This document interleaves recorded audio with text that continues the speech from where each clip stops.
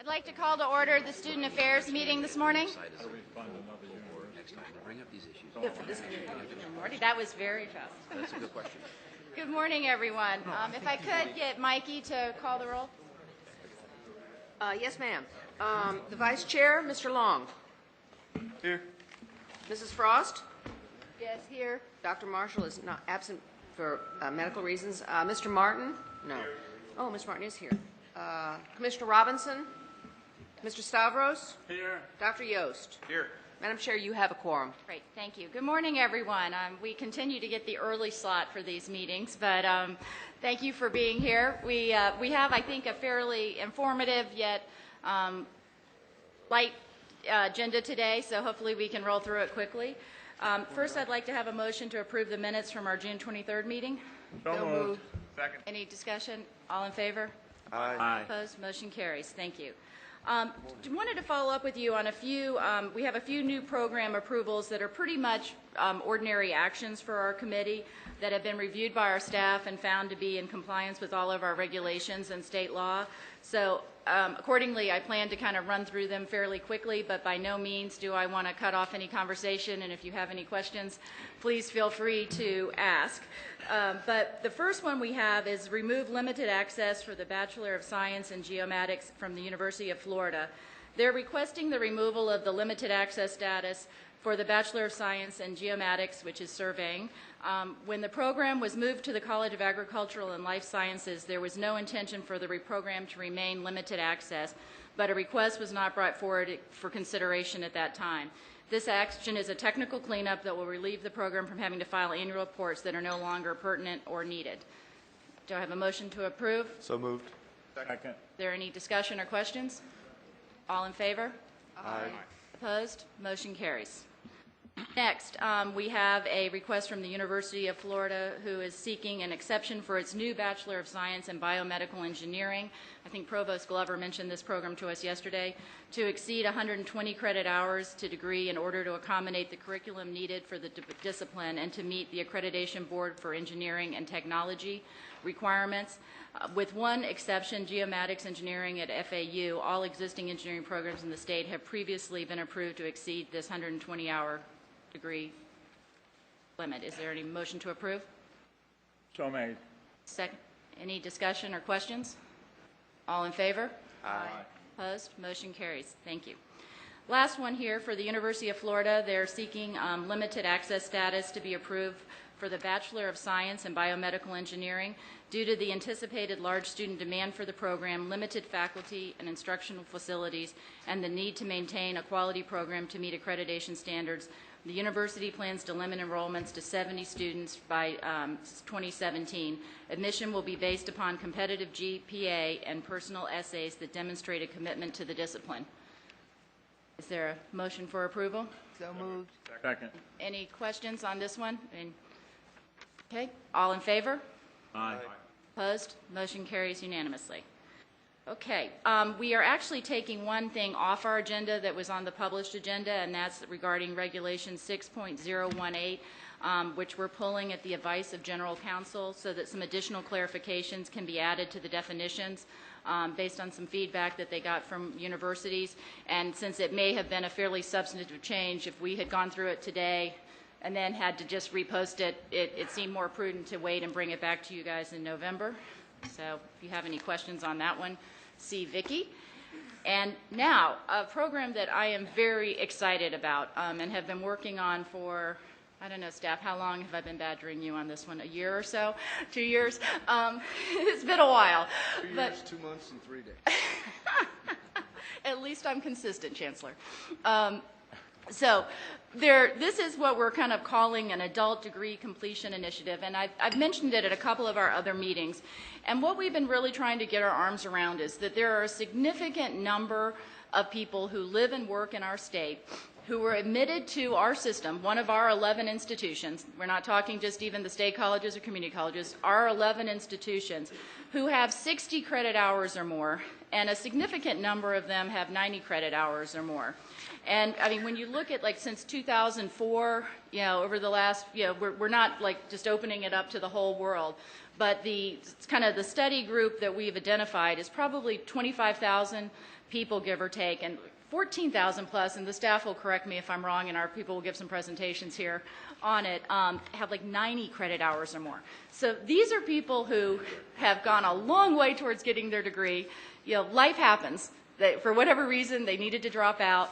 And so now we really feel like, based on a lot of the distance learning capabilities we have within our system, that they would really be a great group to go after and try to bring back and get across the finish line. And there are a number of states doing this. There was an article in the Chronicle of Higher Education yesterday, I believe, or the day before, that talked about it at a national level. There's a lot of foundation money that is chasing this problem because we're not unique, but I think it's really important that Florida be on the front end, not the back end of this type of initiative.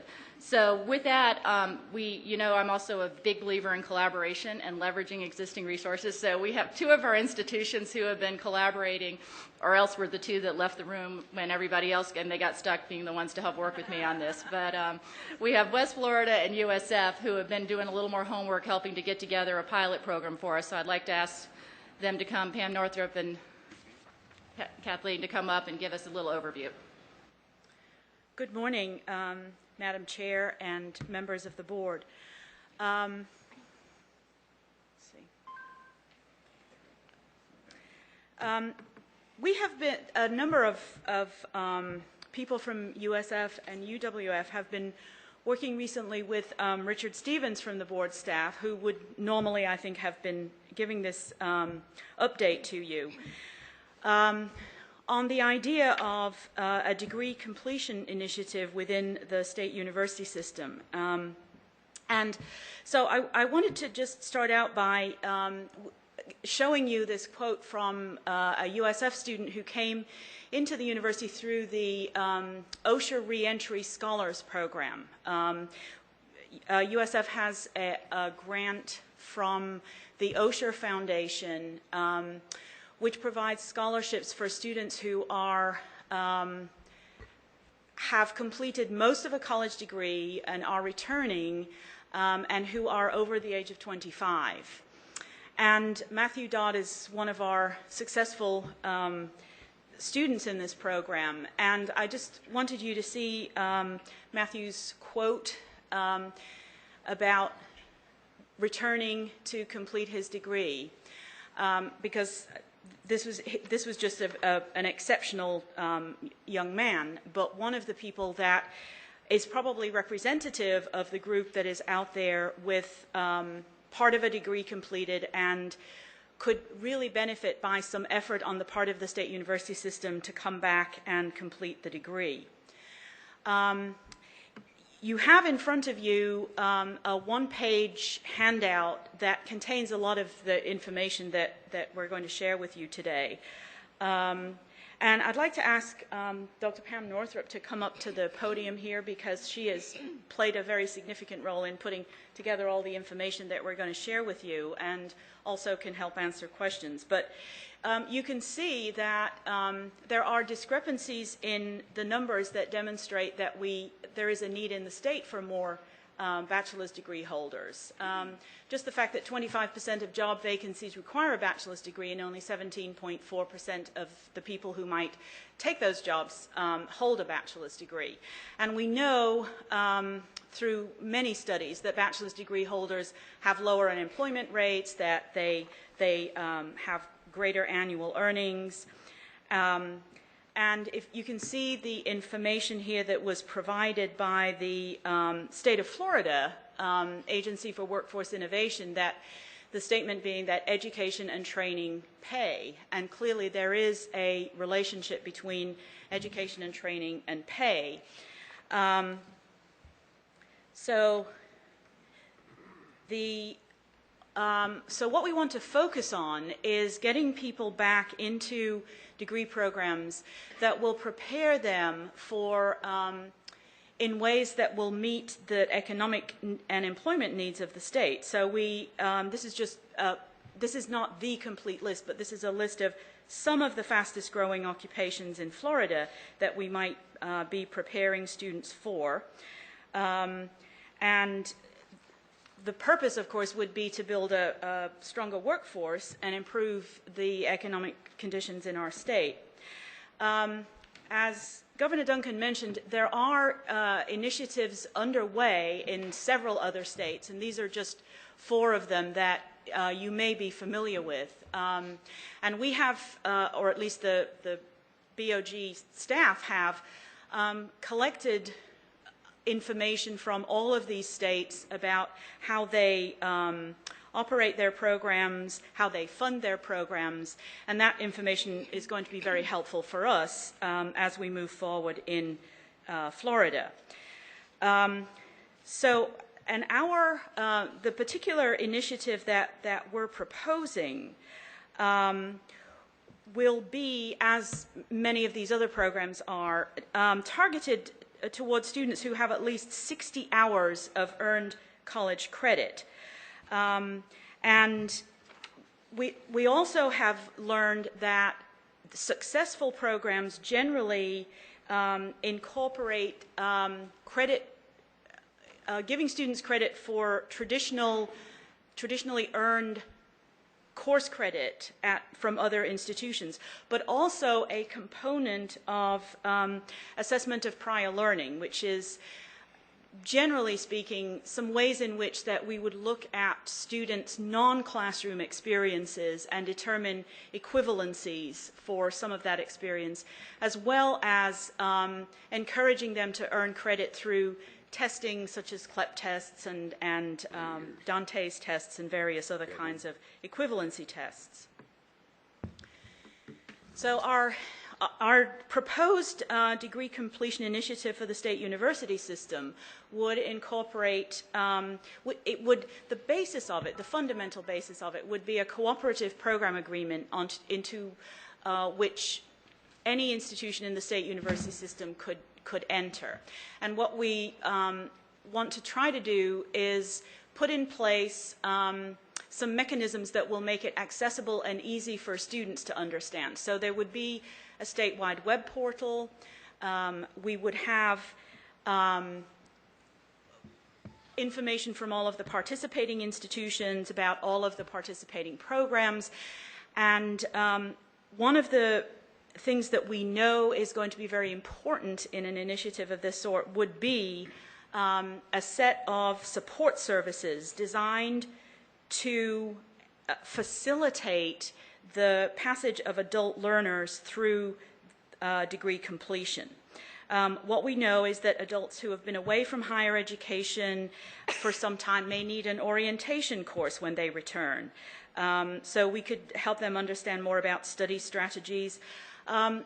Some students have been away from education long enough that they're not familiar with the idea of online courses or online learning resources. And so we think that there needs to be some sort of an orientation that would help them begin to understand that better. And then we also believe that an innovative approach would incorporate options such as accelerated courses, flexible course schedules, and we would also need to think about the idea of how we could help these students through some sort of financial support.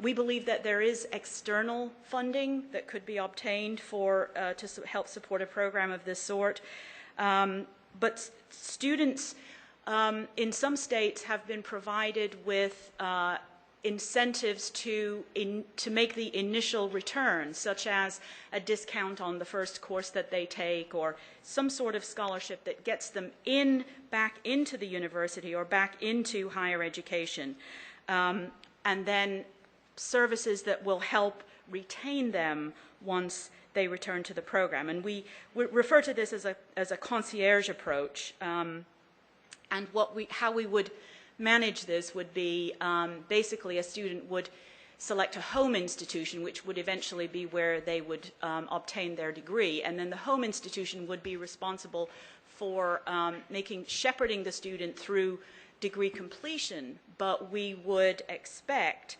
that students would take courses at multiple institutions through the cooperative program agreement. So the students would have a designated contact person who would be an advisor, a counselor, and so forth, and would help them understand what were the appropriate courses to take, how to get financial aid, how to access appropriate support services.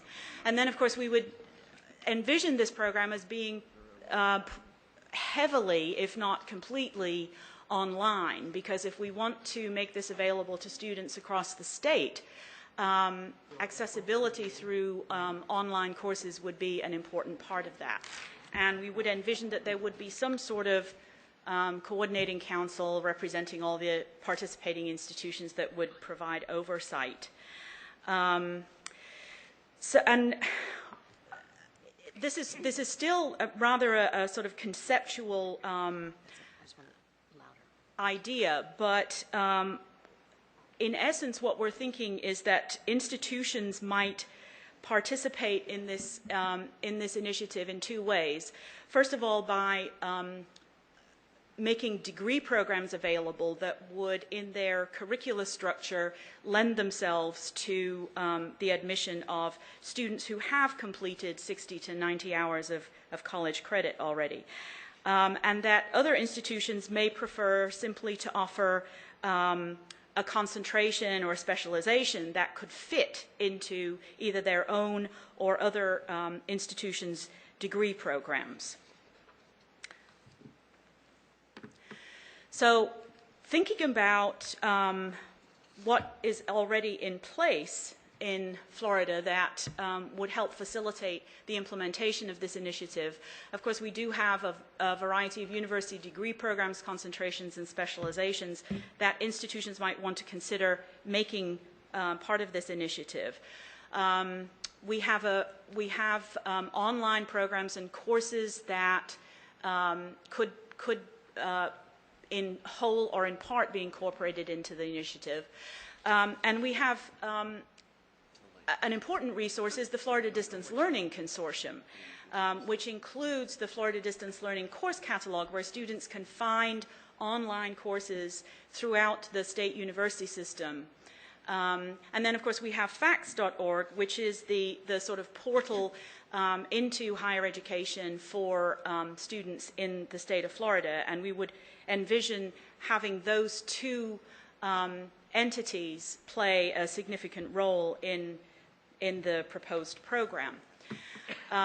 So what do we still need to put in place? Well, advocacy, and when I say advocacy, I really mean someone, a person or persons who would not only be able to manage or administer the program, but also encourage institutions to participate, as well as encouraging students to participate.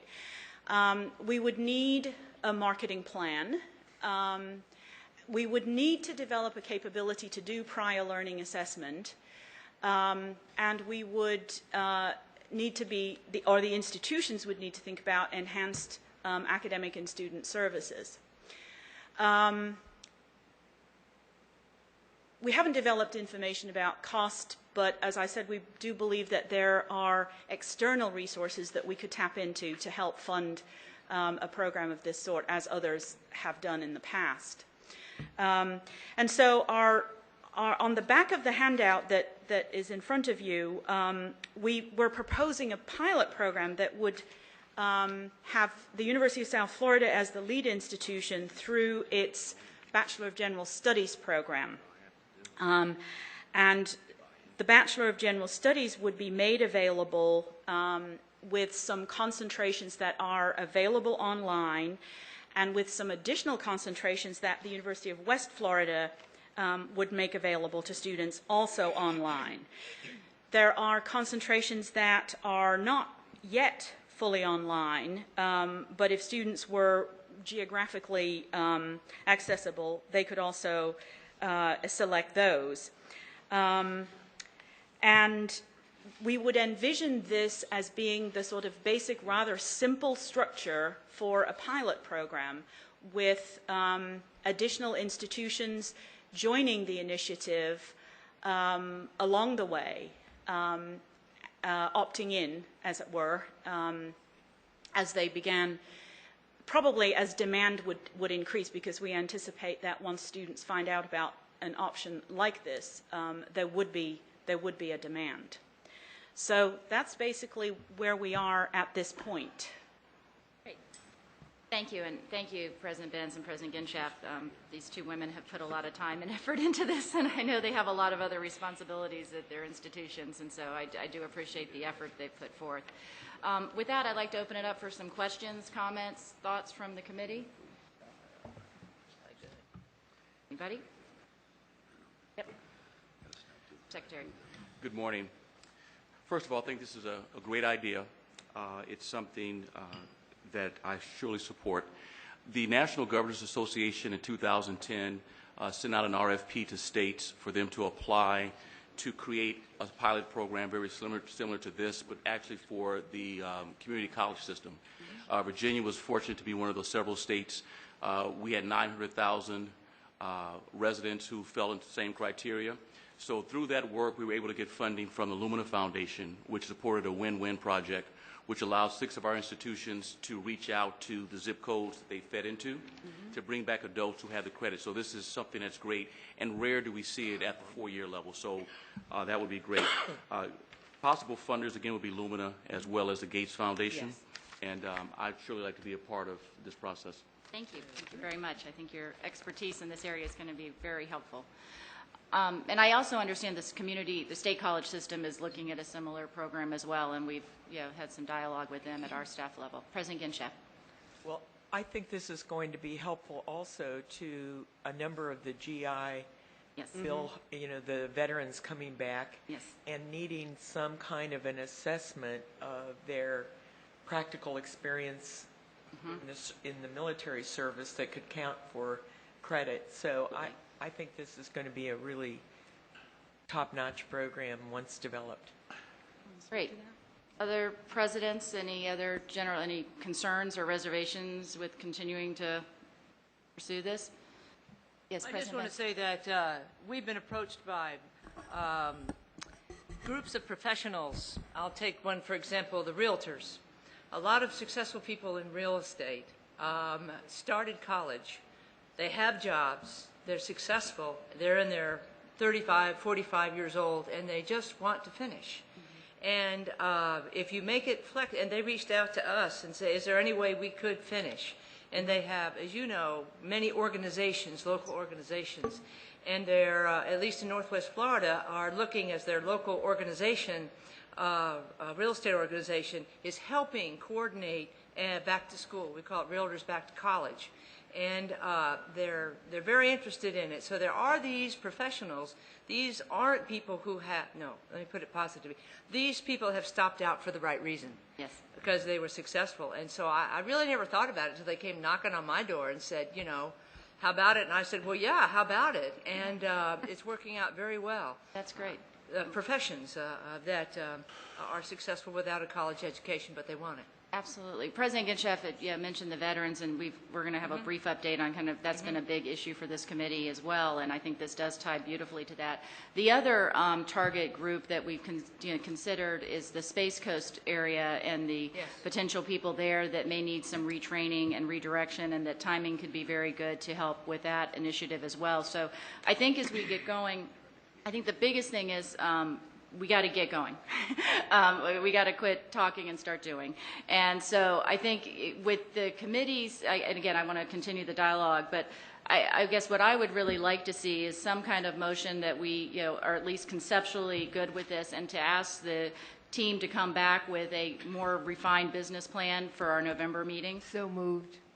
Is there a second? Okay. Thank you.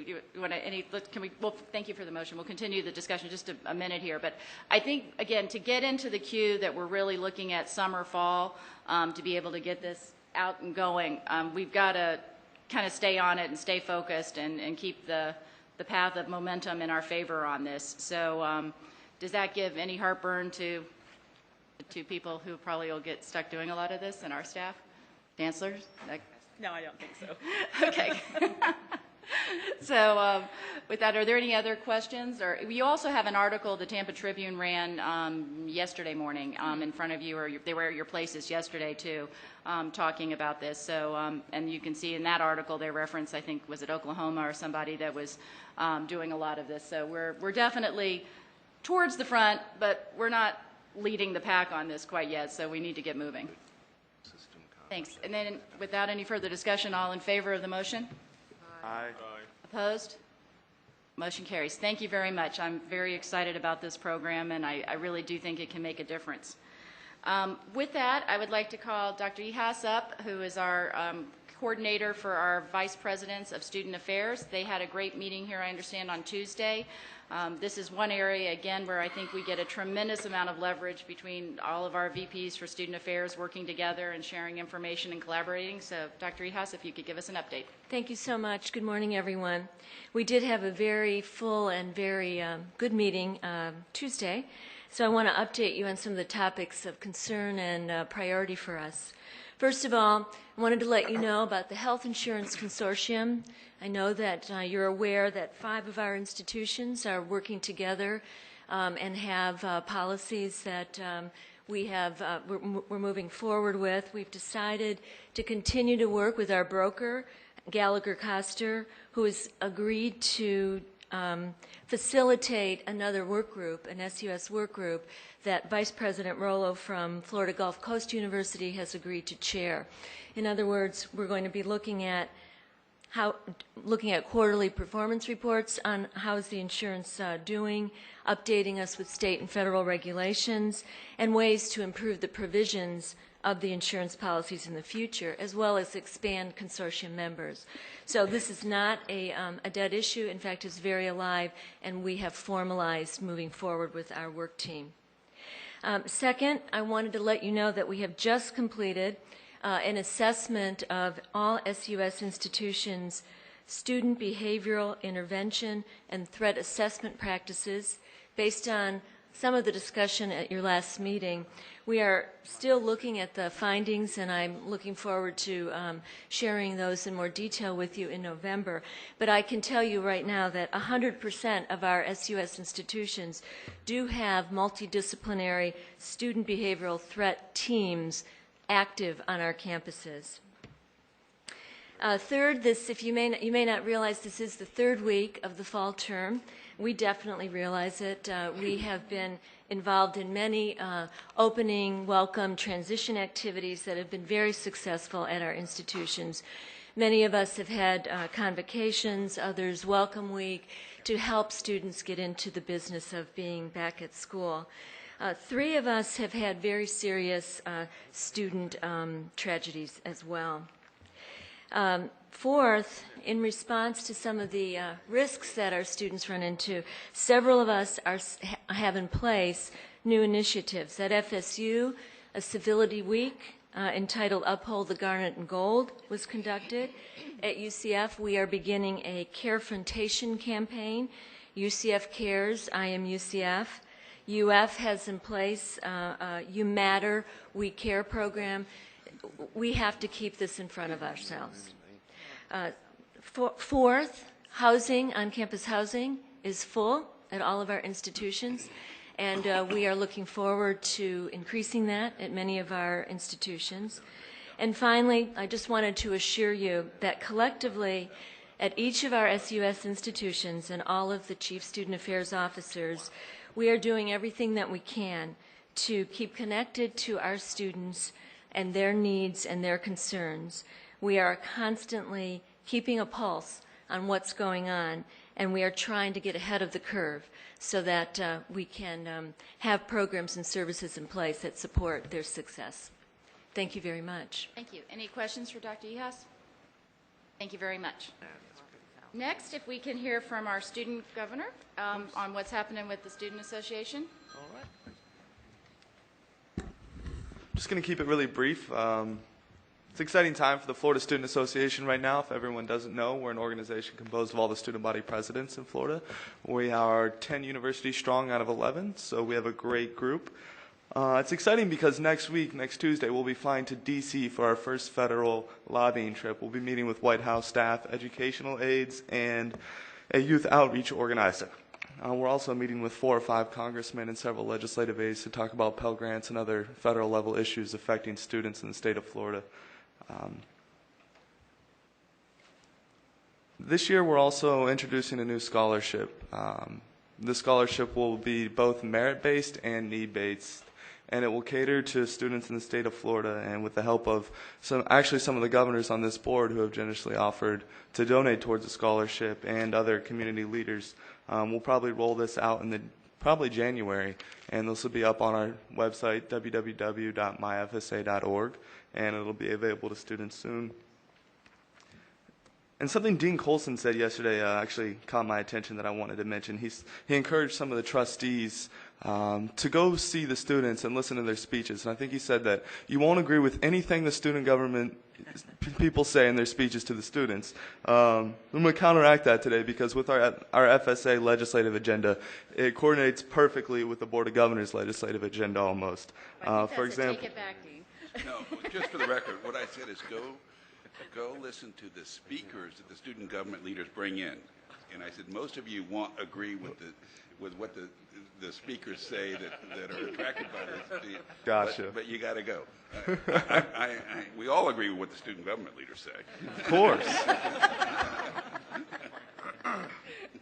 Well, that being said, we are in line with the Board of Governors legislative agenda on the Concurrency Trust Fund. The Florida Student Association has that on our legislative agenda, as well as the Capital Improvement Trust Fund funding. We do want universities to have the ability to raise that if it's the best thing for the university. And obviously, PICO and the construction for state university system facilities is on our legislative agenda as well. With that being said, we'll keep it brief, and that's all we have for now. Great. Any questions for Governor Long? Great, thank you. Just a couple more brief updates. As I mentioned earlier, the veterans issues have been front and center for our committee here, and we're continuing that work. The SUS now has a total unduplicated headcount for 10-11 of 9,400 student veterans that are enrolled in our system. 34% of them are enrolled in science and engineering programs, which I think is given all the STEM discussions that we've been having, something that makes them even a more important group to keep a focus on how do we meet their needs and how do we get them fully engaged and graduating from our system. We also, I think you've heard some briefings in the past where we've reached an agreement with the Marine Corps Installations East, and they now have the information of all the universities that signed on to participate on their Leadership Scholars Program website. So we expect to be seeing the first enrollments of Marines and sailors from this initiative next year. So I think we're expecting an increase in that student population, and appreciate all the work all the institutions are doing to make that a smooth transition for them. Would go without saying that I've continued to work with the provost on the academic coordination issue. Provost Wilcox is here, and he continually gets calls from me on how are we doing on that. So while we're not having a full update on that, suffice it to say we are staying on that issue and hope to have maybe a good update for you in November on some of the progress we've made since our last briefing on that subject. Lastly, if it doesn't get put at your place today, we'll probably email you. There is a Florida STEM Summit 2, which will be held in Tampa. There's a reception the night of the 25th, and it's an all-day meeting on the 26th. Our esteemed chancellor will be a keynote speaker at that function. Representative Weatherford, a number of other business and education leaders will be there. So just wanted to make sure from the research side and the coordination side that information is made available to any of you who can attend. With that, are there any issues that any committee members have that you want us to focus on? Yes, Governor Stavros. Madam Chair, forgive me for sometimes mentioning personal feelings that I have being in Florida for 54 years. A lot of personal stories are here. I didn't know much about this adult degree completion initiative. I am really pleased about this because I married a veteran. My wife was in the Navy Waves, a women's Navy Corps during World War II. She had courses at Hunter College. She also had courses at Columbia University School of General Studies while I was completing my degree at Columbia. But it always concerns me when our daughter, who has 2 degrees from USF, bachelor's and master's, says that her mother never got a degree. And I know it's a little late for Frances now because of her dementia, but I married a very intelligent woman, smarter than her husband, smarter than I was, because when I had my company, the largest manufacturer of computer forms in the country, she would read the contracts after the lawyers, and she would find mistakes the lawyers didn't find. So, very intelligent, brilliant woman. Yes. For her to have an opportunity, I don't know how this would fit in, would be very pleasing because well-deserved. And I think it's an outstanding program because there are many who never had the opportunity to complete their degrees. Yes. Frances was busy being a wife and mother, but always involved in education. So I thank you for this initiative. And I didn't know much about it, but any way I can help, please let me know. Thank you. I Thank you. appreciate that. And again, I think it is pretty simple. The return on investment, President Barron has continually pointed out that one of our biggest cost savings is actually getting someone who we start investing in across the finish line. And so I think this plays well to that, and we can continue that effort. Any other comments or questions for the committee? Okay, Madam Chair, 20 minutes early. I'll take a motion for adjourning student affairs. Okay, thank you. Thank you very much.